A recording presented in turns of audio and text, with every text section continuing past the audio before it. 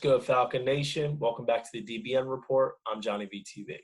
So last week, we touched on Todd Gurley and his 2020 fantasy prospects. The week before that was Matt Ryan. As we continue to go down the list, let's get to number 11 on the field and number 1 in your hearts. The best in the business at wide receiver, Julio Jones. Don Julio is a model of consistency. We know this. The problem is he's consistent with the catches and the yards. The touchdowns, that's another story, not always to his fault, but we'll get to that in a second. Last year, 2019, he had only 15 games played. Unfortunately, he missed that Saints game on a short week. Regardless, he still had 224.6 fantasy points in your standard PPR or half PPR leagues. By the way, if you're not doing PPR in any capacity, you need to reevaluate your life. I don't know what's going on with you. Non-PPR is just the stupidest thing I've ever heard.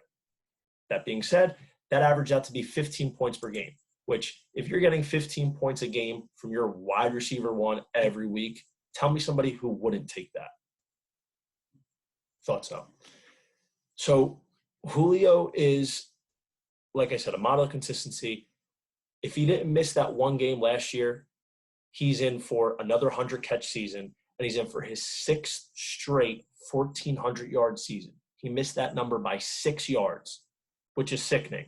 But that 1,400-yard mark at 6 straight seasons would have been extending his record. He broke Marvin Harrison's record the year before, and while that sucks to see in the record books, that's just an indication of how consistent he really is season to season, week to week, which, by the way, nobody gets more 100-yard games than Julio. I mean, he leads the league since he came in by like 1 million. Now, we know he doesn't always get in the end zone. That's not always his fault. A lot of times, if you watch the Falcons, you see the defense will have 2 guys lined up across from him at the goal line in the red zone. It's ridiculous. Sometimes I don't even put him in. Not always his fault, but when he does get the opportunities, he usually does. Look at early 2019. First 3 games, he had 4 touchdowns. They were throwing him the ball, and look what happened. He scored. Then, of course, they stopped. What are you going to do? It is what it is. The big thing is, this year, Julio's trending around the same spot he was last year. The touchdowns are holding him back, but they're keeping him at the end of the first round. The end of the first round, early second round, really is not a bad place to be. I always prefer to be later in my drafts. I draft 12 to 14 team leagues. 12 teams is standard. I like being at the end of the road. And quite frankly, I like that Julio's this year 4th in line at receiver behind Thomas, Devontae Adams, and Hopkins. The reason being because a lot of people underrate him. And then you're going to get the guys like Tyreek Hill, Mike Evans, this year Godwin, that some of these fantasy owners would rather take ahead of Julio. If they do, don't interrupt your opponent when he's being stupid. Sit back, let Julio come to you. If you get him at the end of the first, early second, guess what? Stack him up with another wide receiver 1. That's fantastic. I think realistically what we can expect if Julio's healthy, plays a full 16 games in Atlanta's game script and season this year is about 110 catches, 1,500-plus yards, and 7 touchdowns. As I alluded to earlier, I think that with the addition of Todd Gurley and his getting 18 to 20 touches a game, Atlanta's not going to be playing from 20 down every week. I mean, yeah, that might cut into Jones's volume a little bit, but he's going to be a little bit more efficient, and there's going to be more options, and it's going to be a more effective offense, which is going to allow him to thrive and not always have to eat up in garbage time. Yes, garbage time does count, but when Atlanta has been down an insurmountable amount, they just take Julio out. They don't even bother. So you want the Falcons to be in more games this year. It's going to keep them more competitive, and it's going to keep Julio's numbers going up. I would be patient with Julio. You know he's not going to score that much, and that sucks. That's unfortunate because he should be 10 to 12 touchdowns at bare minimum each season, but that's just not how it is.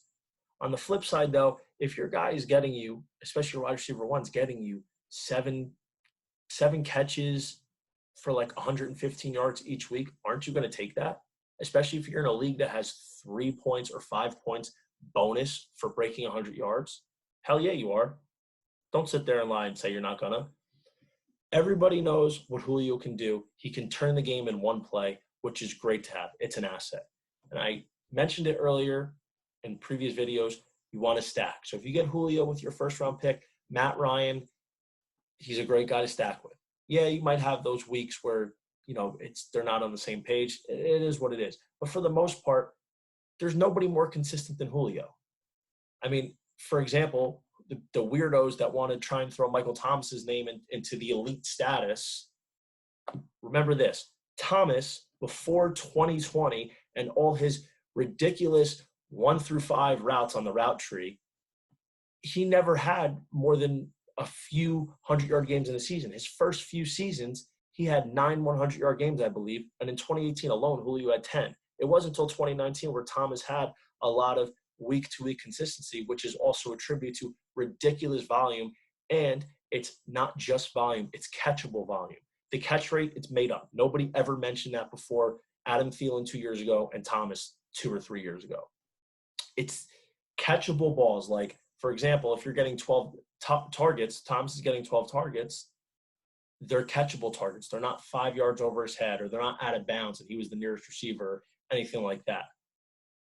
That's what you're hoping for Julio. I think this year we're going to see probably in the 10 a game range, which I think should be more, but I would be confident in Julio. He hasn't shown any physical regressions. He doesn't look like anybody that's lost a step.